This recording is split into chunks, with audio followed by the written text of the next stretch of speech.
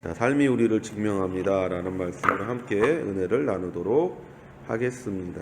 회개의 증거는 말이 아니라 생각과 행동의 변화입니다. 우리가 회개한다고 말하는 것은 교회 와서 그냥 잘못했어요 라고 말하는 것이 아니라, 회개라는 말은 방향을 바꾸는 거잖아요. 죄라는 것은 내가 잘못된 방향으로 나갔다는 것을 말하는 것이고, 그래서 하마르티아라고 우리가 흔히 얘기하지 않습니까? 화살이 관역을 정확하게 통과하지 못하고 빗나갔다라는 말이죠. 죄라는 건 빗나갔다, 원래 의도대로 가는 것이 아니라 잘못된 곳으로 가는 것이다. 그러면 회개라는 건 뭐냐? 그 방향을 바꾸는 거예요. 화살을 방향을 바꿔서 제대로 가게 만드는 것이 바로 회개죠. 그래서 우리가 회개라는 말을 쓸 때 생각과 행동이 변하는 것이다 라고 우리 자신에게 자꾸 주지시켜야 돼요. 그래서 세례 요한에게 와서 우리도 회개의 세례를 받겠다고 오는 자들에게 세례 요한이 얘기하잖아요. 행동을 바꾸라고, 생각을 바꾸라고. 우리가 어떻게 합니까? 라고 물으니까 군인들한테는 받은 독 외에는 족한 줄로 알고 나머지 거 남의 거 뺏지 말라고 얘기하고, 세리에게는 네가 받아야 될 목만 딱 받고 나머지는 하지 말라고 딱 그렇게 생각과 행동을 바꾸라고 얘기하는 것을 우리가 성경을 통해서 보는 거죠. 마태복음 7장 17절에 이와 같이 좋은 나무마다 아름다운 열매를 맺고 못된 나무가 나쁜 열매를 맺나니, 우리가 입술로 얘기하는 사람과 생각과 삶으로 회개하는 삶의 차이는 뭐냐면 그 존재가 변화되는 거예요. 예수님께서 오늘 7장에서 말씀하신 것처럼 열매는 그 나무의 문제인 것이지 다른 것의 문제가 아니죠. 그 나무가 수박나무면 수박을, 그 나무가 참외나무면 참외를, 그 나무가 사과나무면 사과를, 그 나무가 가시나무면 가시를 내는 거고, 엉겅퀴 나무면 엉겅퀴를 내는 거예요. 존재의 문제예요. 우리가 예수를 믿었다는 것은 우리가 존재가 변했다는 거잖아요. 이전에는 마귀요 독사의 자식이었던 우리가 이제는 하나님의 자녀요, 예수로서의 형제요, 예수로서의 친구가 되는 그 신분상의 변화와 우리가 위치가 변화되는 역사를, 축복을 체험한 것이잖아요. 그렇다는 것은 우리가 이제 나무가 변했다는 것이죠. 그래서 바울이 그것을 뭐라고 얘기합니까? 이전에 너희는 돌감람나무였다. 근데 너희가 잘려져서 어디에? 감람나무에 너희가 접붙임되었다. 그러니까 이제 너희가 맺어야 되는 열매는 감람나무여야 되는데, 돌감람나무를 맺는다라는 것은 둘 중에 하나겠죠? 하나는 뭐예요?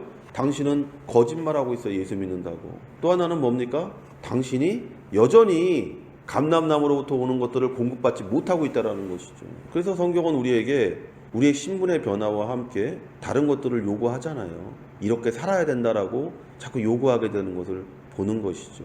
좋은 나무도 나쁜 나무든 열매를 맺습니다. 그러나 열매의 가치와 의미가 다른 것이죠. 나무마다 다 열매를 맺어요. 아까도 말씀드렸지만. 근데 그 나무마다 맺는 열매의 가치가 다 다르잖아요. 사과의 가치가 다르고 포도의 가치가 다르고, 또 그 포도가 뭐 프랑스에서 나는 포도나무냐 아니면 어디 촌숙동에서 나는 포도나무냐에 따라서 또 그것의 가치가 또 완전히 달라지잖아요. 어느 땅에서 나고 또 그런 종류가, 열매의 종류가 같을지라도 차이가 있을진데 하물며 각 나는 나무들 사이에서는 얼마나 차이가 있겠어요. 회개는 마치 나무 종류대로 열매를 맺는 것처럼 참된 회개와 거짓 회개는 우리의 삶의 모습을 통해 나타나는 거예요. 참된 회개는 뭐냐? 우리의 삶을 통해 나타나는 거. 거짓 회개는 뭐냐? 우리의 삶을 통해서 나타나는 거. 그러니까 예수를 믿는다고 하는데도 변하지 않은 사람들이 보면서 우리는 의심하잖아요. 저 사람 정말 구원 받은 사람일까? 왜 의심합니까? 저 사람에게서 나오는 열매가 너무나 이상한 거예요. 미워하고 욕하고 또 시기하고 질투하는, 우리가 좋은 열매 맺지 못하는 헛된 인생을 사는 이유는 우리의 하나님을 잊어버렸기 때문입니다. 뭐냐? 우리가 예수 믿고 변화된 사람인데도 불구하고 좋은 열매를 맺지 못하는 이유는 뭐냐? 우리가 하나님을 잊어버렸기 때문에 그렇다라는 거예요. 하나님의 말씀을 생각하며 살면 우리는 좋은 열매를 항상 맺죠. 근데 좋은 열매를 맺어야 되는데 좋은 열매를 맺지 못하는 것은 우리에게 공급되어지는 것이 너무나 부족하다는 거예요.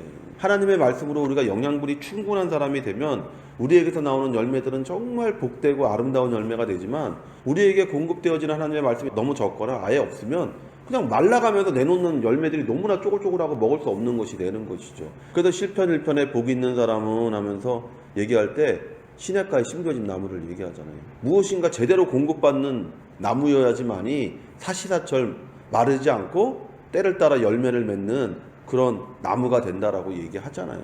우리가 하나님의 말씀을 가까이 하고 하나님의 말씀 가운데 우리가 흠뻑 젖어갈 때 우리 자신의 생각도 변하고 삶도 변하고 우리의 모든 것이 변하는데, 우리가 그것이 아니라 세상의 소리에 귀 기울이고 세상의 것들을 바라보게 되면 역시 우리는 세상 사람과 똑같이 내놓을 수 있는 것이 너무나 하찮은 것이죠. 그래서 예수님께서 그 비유를 말씀하실 때 그런 비유를 말씀하시잖아요. 주인이 포도가 있는 곳에 와서 보니까 열매를 제대로 맺지 못하니까 주인이 얘기하잖아요. 이거 찍어서 갖다 버리라고. 그러니까 그 농지를 관리하는 사람이 얘기하잖아요. 주인님, 조금만 기다려 주십시오. 제가 땅을 파고 곳에 기름을 주고 해서 그래도 열매가 나지 않으면 그거 쳐서 잘라서 그거를 그냥 불덩이에 던지십시오라고 얘기하잖아요. 하나님이 우리를 보실 때 우리가 얼마나 죄악됩니까? 창세기 6장에 보면 사람이 정말 죄가 간영한 것을 보시고 하나님께서 후회하셨다라고 기록하고 있잖아요.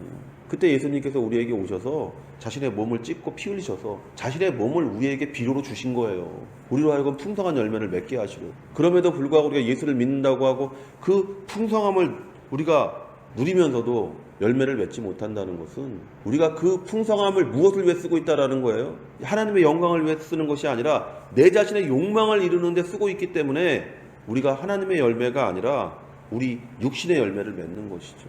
그래서 부유해진 것 같고 건강해진 것 같고, 그런데 정작 내 마음속에는 더 큰 우울함이 임하고 큰 좌절이 임하게 되는 것을 보는 것이죠. 우리가 볼 때는 너무나 행복해서 미칠 것 같은 사람들이 우울증 약을 먹고 있는 것을 우리가 보는 거예요. 뭐 연예인들 이런 사람들 보고 있으면은 우리가 볼 때는 평생 만져볼 수 없는 돈을 벌고 평생 느껴볼 수 없는 인기를 누리고 평생 우리가 어떻게 도달할 수 없는 곳에 도달한 사람들인데 오히려 불안해서 공황장애에 걸려서 약을 먹고 우울증에 걸려서 약을 먹고 견디지 못해서 자살하고, 그런 것들을 우리가 보는 이유가 바로 거기에 있는 것이잖아요.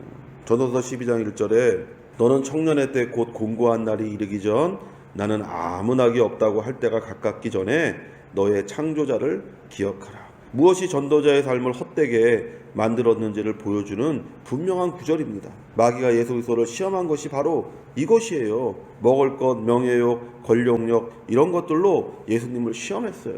하나님보다 그런 것들을 위에 놨어요. 청년의 때에 하나님을 모든 것 위에 두지 않고 다른 것들을 하나님 위에 두었던 전도자의 삶이 끝에 고백이 뭐냐? 허무하다라는 것이죠. 마귀가 예수님을 시험할 때 똑같은 것으로 시험합니다. 네 배고픔이 중요하다. 네 인기가 중요하다. 네 권력이 중요하다. 하나님이 원하시는 방법이 아니라 네가 원하는 방법으로 일을 하라고 마귀가 예수님께 말하는 것을 보잖아요. 그 방법이 결국 아담과 하와가 실패한 인생을 산 이유인 것입니다. 성도 여러분, 우리 조상 아담과 하와가 어떻게 실패했는지를 잊지 마십시오. 그들은 자신의 욕심을 쫓았습니다. 하나님의 말씀과 계명보다 자신의 눈에 보이는 것을 믿었습니다. 창세기 3장 6절에 여자가 그 나무를 본즉 먹음직도 하고 보암직도 하고 지혜롭게 할 만한 탐스럽기도 한 나무인지라 여자가 그 실과를 따먹고 자기와 함께한 남편에게도 주매 그도 먹은지라. 내가 원하는 것을 이루기 위해 인생을 살면 삶의 끝은 허무함과 절망입니다. 아담과 하와는 하나님을 바라보는 눈은 어둡게 되고 세상을 바라보는 눈은 밝아졌어요. 눈이 벌게져서 어떻게 하면 남들보다 더 잘 먹고 잘 입고 잘 살 수 있는지를 고민하는 불쌍한 인생이 되었습니다. 우리는 그렇게 사는 인생을 똑똑한 인생이라고 그래요. 현명한 인생이라고 그래요. 지혜로운 인생이라고 해요. 그러나 성경은 그러한 인생을 어리석은 인생이라고 얘기합니다. 그러한 인생을 미련한 인생이라고 얘기합니다. 누가복음 12장 25절에서 26절에 또 너희 중에 누가 염려함으로 그 키를 한 자나 더 할 수 있느냐? 그런즉 지극히 작은 것이라도 능히 못하거든 어찌 그 다른 것을 염려하느냐? 왜 다른 걸 염려합니까? 아무것도 할 수 없는데, 우리가 염려함으로 아무것도 할 수 없는데, 내 맘대로 키 키울 수 있었으면 다 180, 190 하려고 했을 거예요. 근데 그렇게 할 수 있는 사람 있나요? 없잖아요. 예수님은 우리에게 그것을 말씀하시는 거예요. 먹을 거 염려한다고 해서 먹을 것이 주어지는 것이 아니다. 입을 거 염려한다고 해서 입을 것이 생기는 것이 아니다. 오늘 우리가 읽은 말씀을 잘 묵상해 보십시오. 이 말씀은 마태복음 7장 15절에서 27절의 말씀의 중간에 있는 것입니다. 이 구절의 말씀은 몇 가지로 우리가 요약할 수 있는데, 첫 번째는 13절에서 20절입니다. 여기서는 거짓 선지자들에 대해 이야기하고 있습니다. 우리가 열매를 맺지 못하는 여러 가지 이유 중에 가장 큰 이유가 바로 이것입니다. 누구의 말을 듣느냐가 우리의 열매를 결정합니다. 요한복음 10장 16절에 또 이 우리에 들지 아니한 다른 양들이 내게 있어 내가 인도하여 할 터이니 저희도 내 음성을 듣고 한 무리가 되어 한 목자에게 있으리라. 예수님께서 이 말씀 전에 말씀하신 건 뭐냐면 목자가 온 것은 그들에게 생명을 주되 영생을 주되 풍성하게 주려고 왔다라고 말씀하시는 거예요. 근데 너희 중에 있지 않은 다른 곳에 있는 자들도 있는데 그들이 내 음성을 들을 것이고 그들이 내 음성을 들으면 그들도 너희와 함께 이 풍성함을 누리게 될 것이라고 말씀하고 계신 거예요. 우리가 누구의 음성을 듣느냐, 우리가 어떤 음성을 듣느냐에 따라서 우리의 열매가 달라진다는 거예요. 우리가 거짓 선지자의 말을 들으면 우리에게서 나오는 것들은 다 거짓된 것들이죠. 우리가 예수 그리스도의 참된 말씀을 들을 때만이 거기에 생명이 있고 거기에 축복이 있는 역사를 체험하게 되는 겁니다. 그러므로 하나님의 말씀에 귀 기울이고 그 말씀을 따라 좋은 열매를 맺는 성도가 되시기를 예수의 이름으로 축원을 드립니다. 그 두 번째는 20절에서 23절입니다. 좋은 나무가 된 우리가 좋은 열매를 맺는 방법이 나와 있습니다. 바로 우리가 하나님의 뜻을 쫓아 살 때 좋은 열매를 맺을 수 있습니다. 마태복음 7장 21절에서 22절에 나더러 주여 주여 하는 자마다 천국에 다 들어갈 것이 아니요 다만 하늘에 계신 내 아버지의 뜻대로 행하는 자라야 들어가리라. 그날에 많은 사람이 나더러 이르되 주여 주여 우리가 주의 이름으로 선지자 노릇하며 주의 이름으로 귀신을 쫓아내며 주의 이름으로 많은 권능을 행치 아니하였나이다 하리니. 천국에 들어가는 자는 겉에 드러나는 모습으로 들어가는 게 아니에요. 천국에 들어가는 자는 입술이 아니라 삶이 믿는 자가 들어가는 거예요. 예수님께서 오늘 우리에게 그 말씀을 하시잖아요. 우리가 볼 때는 놀라운 기적을 행하는 사람 천국에 갈 것 같죠? 근데 예수님께서 뭐라고 말씀하십니까? 나는 너를 모른다라고 말씀하시요. 넌 도대체 누구냐? 넌 누군데 내 이름을 팔아먹고 살았냐? 이렇게 얘기하는 거예요. 우리가 볼 때 놀라운 기적을 행하고 우리가 볼 때 놀라운 말씀을 전하고 우리가 볼 때 그 사람이 굉장한 주의 종인 것처럼 보일지라도 그러나 성경은 우리에게 반대로 얘기합니다. 다른 모든 것보다 하나님의 뜻대로 사는 자만이 천국에 들어간다. 천국에 들어가는 자는 아버지의 뜻대로 행하는 자라야 합니다. 우리가 모든 일을 믿음으로 행할 때 우리는 좋은 열매를 맺는 성도가 되는 거예요. 그러므로 성도 여러분, 하나님의 아들 예수 그리스도를 믿어 합법의 삶을 살고 합법의 열매를 맺는 성도가 되시기를 예수의 이름으로 축원을 드립니다. 세 번째는요, 24절에서 27절의 말씀입니다. 열매를 맺는 것은 인내를 요구합니다. 그러므로 열매 맺는 삶의 시험은 필연적인 것입니다. 마태복음 7장 25절에 비가 내리고 창수가 나고 바람이 불어 그 집에 부딪히되 무너지지 아니하나니 이는 주초를 반석 위에 놓은 연고요. 인생에 비가 오고 창수가 나고 바람이 붑니다. 우리의 기초를 흔들고 우리의 삶을 뒤흔들려고 하는 마귀의 시험과 마귀의 환난이 있습니다. 어떤 이는 질병의 문제로, 어떤 이는 물질의 문제로, 어떤 이는 아내와 남편과 자녀의 문제로 흔들려요. 마귀가 우리를 흔들어요. 그렇게 하나님을 믿지 않게 하려고 흔들어요. 그러나 우리가 하나님의 말씀을 붙잡고 산다면 우리는 그 흔들림 가운데 넘어지지 않을 것입니다. 우리의 주초가 어느 곳에 놓여 있냐? 예수 그리스도와 그의 말씀 위에 놓여져 있으면 우리는 흔들리지 않습니다. 교회에 온 것이, 교회에 와서 우리가 하나님의 말씀을 듣고 그 말씀 위에 서 있으면 어떠한 환난도 어떠한 시험도 어떠한 고난도 우리를 넘어뜨리지 않습니다.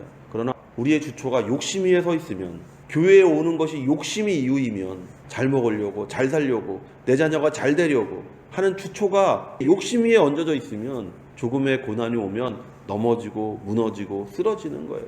공동번역 고린도후서 4장 17절에 우리는 지금 잠시 동안 가벼운 고난을 겪고 있지만 그것은 한량없이 크고 영원한 영광을 우리에게 가져다 줄 것입니다. 도리어 고난이 영광을 가져다 준다는 거예요. 근데 그걸 견뎌내지 못하면 그냥 우리가 무엇 위에 서 있는지를 우리가 스스로 입증하는 거예요. 삶이 그것을 입증하는 거예요. 내가 예수 그리스도의 말씀 위에 서 있으면 어떠한 환난 가운데서 넘어지지 않죠. 그러나 내 욕심이라는 주초 위에 내가 집을 지었으면 그냥 바람이 조금만 불어도 무너지고 쓰러지는 거예요. 우리가 그 환난에서 어려움에서 하나님의 말씀을 잡고 서 있을 때 우리는 큰 축복 가운데 들어가게 됩니다. 우리가 하나님의 말씀이신 예수를 믿는 믿음 위에 우리 삶을 세우면 우리는 삽니다. 좋은 열매를 맺기 위해 예수 안에 예수의 말씀을 붙잡고 인내하며 마침내 축복에 이르는 성도가 되시기를 예수의 이름으로 축원을 드립니다.